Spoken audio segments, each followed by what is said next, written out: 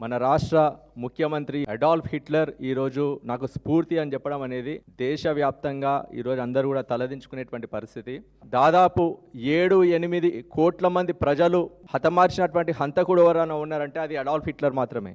Germany జాతీయవాదం ముసుగులో, Germany విస్తరణ ముసుగులో వేరే దేశాల మీదకి యుద్ధానికి వెళ్ళినటువంటి హిట్లర్ తన సొంత దేశస్తులను కూడా లక్షలాది మందిని హతమార్చినటువంటి చరిత్ర హిట్లర్కు ఉన్నది.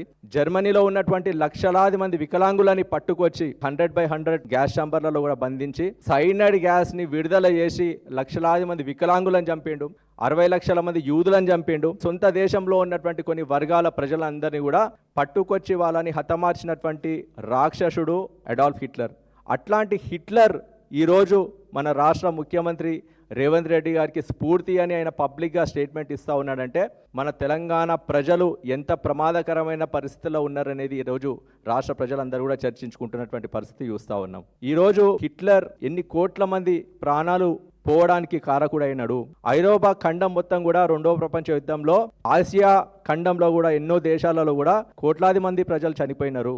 అమెరికా పర్ల్ హార్బర్లో వేలాది మంది అమెరికన్లని చంపినా కూడా, అదేవిధంగా 1945లో అణుబాంబులు హిరోషిమా నాగసాకి పట్టణాల మీద పడి 2 లక్షల మంది చనిపోయినా కూడా దానికి మూల కారణం అడాల్ఫ్ హిట్లరే. అట్లాంటి హిట్లర్ పేరుని ఈరోజు జర్మనీలో కూడా ఎవ్వరు కూడా ఉచ్చరించే పరిస్థితి లేనప్పుడు కూడా మన రాష్ట్ర ముఖ్యమంత్రి హిట్లర్ వారసత్వాన్ని నేను కొనసాగిస్తున్నాను అని చెప్పి పబ్లిక్గా ఈరోజు స్టేట్మెంట్ ఇస్తూ ఉన్నాడంటే మన రాష్ట్ర పరిస్థితి ఏ స్థాయికి దిగజారిపోయిందో ఈరోజు మనం అందరం కూడా చూస్తూ ఉన్నాము.